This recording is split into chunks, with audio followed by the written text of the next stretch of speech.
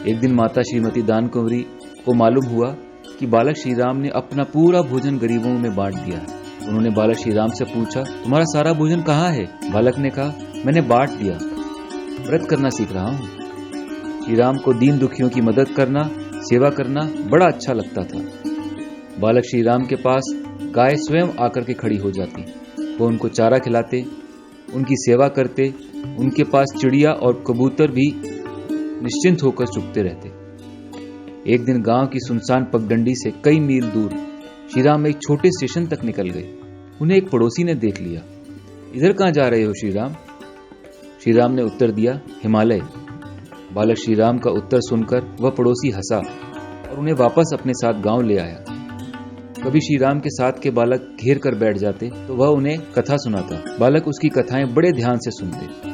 गुरुजी के पिताजी के पास प्राचीन संस्कृत साहित्य के दुर्लभ ग्रंथों का संग्रह था। उनमें कुछ हस्तलिखित पांडुलिपियां थी तथा कुछ भोजपत्रों पर लिखे ग्रंथ थे। श्री राम के पिताजी अवकाश पाते ही इन ग्रंथों को पढ़ने में अपना अधिकांश समय लगाते थे।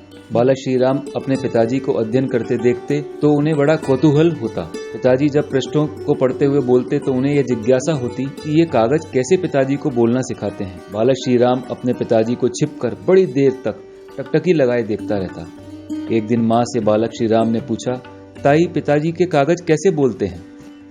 भोले बेटे की बात सुनकर माताजी हंसी और उन्होंने बालक श्री राम को पढ़ने बोलने की बात का रहस्य बताया। बालक इस रहस्य को जानकर बहुत प्रसन्न हुआ। मन में निश्चय किया कि यह विद्या मैं भी प्राप्त करूंगा। उस दिन के बाद बालक श्री राम पिताजी की बातों को बड़े ध्यान से सुनने लगा। उसे उनकी बातें सुनना अच्छा लगता था तथा आनंद आता था। बालक श्री राम शर्मा ने अपने पिताजी के मुख से अनेक धार्मिक कथाएं सुनी थी, उपदेश सुने थे। एक दिन पिताजी ने श्री राम को शिक्षा प्राप्त करने के लिए गांव की पाठशाला में भेजा। बालक श्री राम की कुशाग्र बुद्धि देखकर शिक्षक बहुत प्रसन्न था। श्री राम ने बहुत जल्दी अपनी शिक्षा में उन्नति की। पिता पंडित रूप किशोर शर्मा को बालक श्री राम की शिक्षा की प्रगति का समाचार मिला।